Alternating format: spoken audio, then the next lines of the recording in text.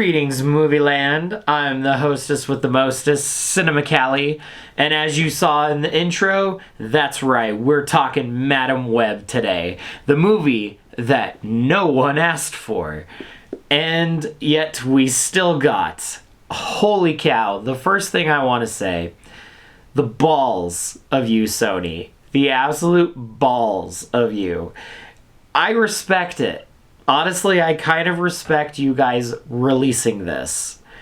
Throughout the whole runtime of the film, I just kept thinking, I cannot believe so many people saw this and said, yep, we're releasing this. I can't believe it. And if you've seen it, or if you have yet to see it, I mean, I'm sure you've probably seen the trailer at least. Even off the trailer, it's hard not to sit there and be like, why? And who thought, yep, this is great. We're going to release this. I don't know, but honestly, respect, Sony. Just a couple little hand claps. That's all you get, but a little bit of respect, because I'll be honest, I did at least have a good time seeing this film. And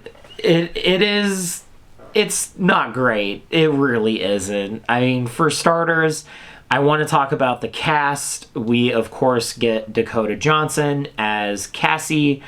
I am forgetting your last name, but she is our Madam Web of the movie, and she actually did not do horribly.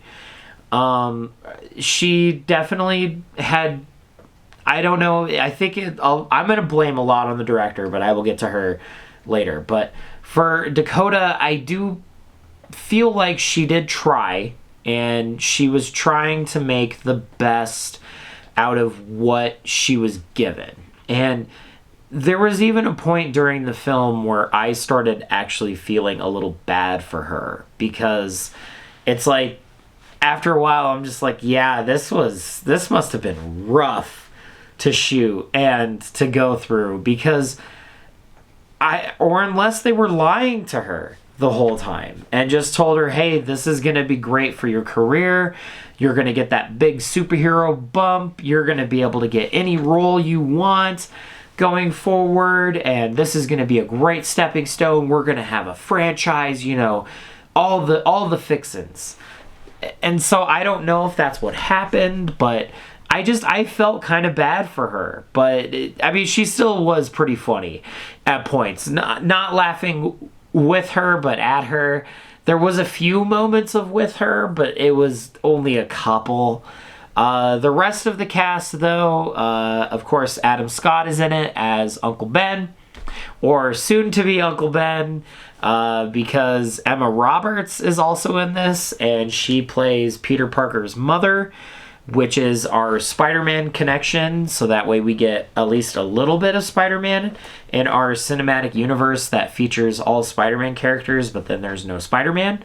So I have always thought that is very weird and really funny that they're still going forward with this.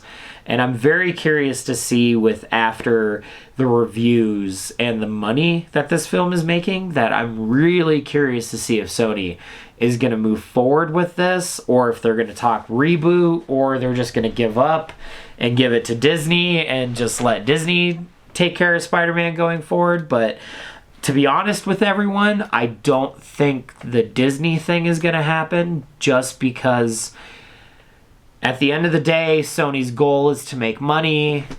Let's just be honest. And Spider-Man makes money.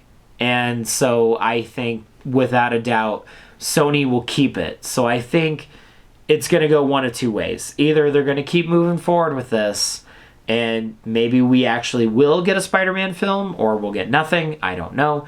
Or they'll completely reboot the universe. But that's all thanks to this wonderful film. So anyway, the rest of the cast, our three Spider-Girls are okay. Honestly, I really didn't mind Sydney Sweeney, my bad, who played Julia Cornwall. Yes, Cornwall. I have my notes here. But yes, so she actually wasn't too bad. The other two were very forgettable. Sorry. But the main one I really wanted to talk about was our boy Tahar Rahim. If I butchered that, I apologize. Who plays Ezekiel Sims in the film, and he is our villain. And boy, is he... I don't know what happened. There's points where he is speaking, and his lips are not matching up. There's even points where he is supposedly talking, and his lips aren't even moving. And it is so weird. It is very weird. It's so noticeable. The editing, this is also another problem, is that the editing is absolute crap. And it shows, the Ezekiel parts really showed some of that, because there's parts where you can see like the back of his head and he's talking, or they put the ADR line there, so there's talking happening. But you can clearly see the back of his head isn't moving, so it doesn't look like he's talking. It's just wild. It's wild to me that they all sat there and said, yes, this is fine. We can go forward with this. I don't know. I'm really starting to think that this was just for taxes. So that way, just send it out. Who cares? Let it die.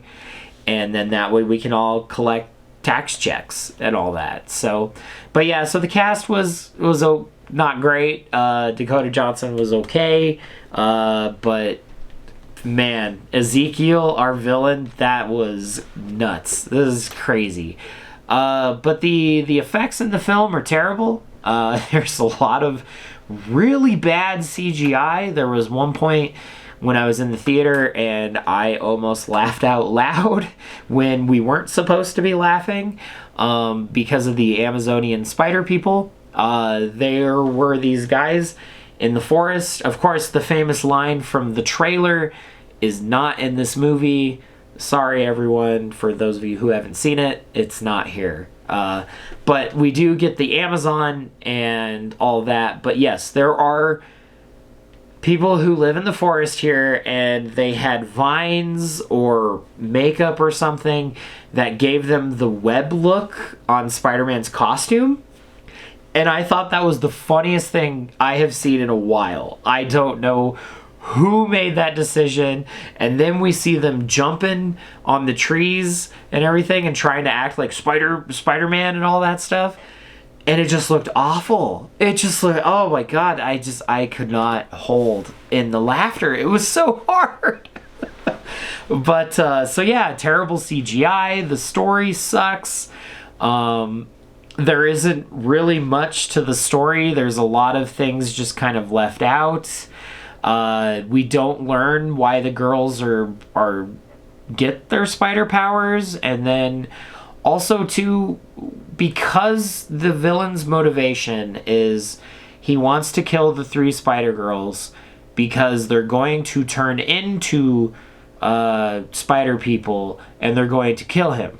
So he is trying to, and he sees this in his dreams, and we're to believe that in 2003 he has facial recognition technology that can take their faces in his dream and recreate them, and we can see them perfectly.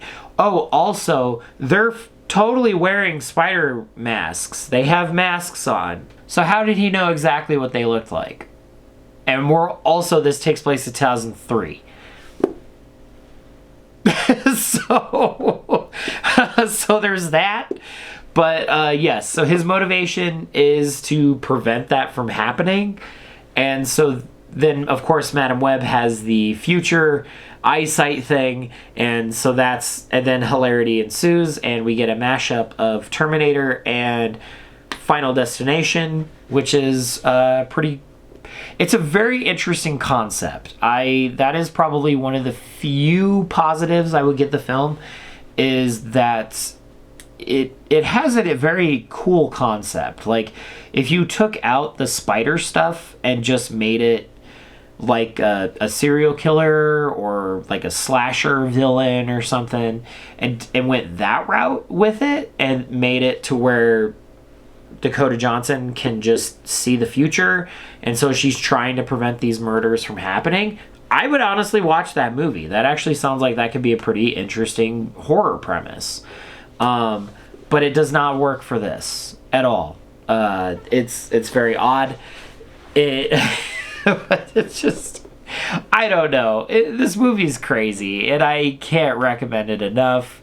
I do, yeah, like I said, I do recommend it at least once for the hilarity of it and just being amazed that this was released. So I would say maybe wait for streaming or go sail the high seas. And with that, I hope you guys go see it, and I will see you in the next one.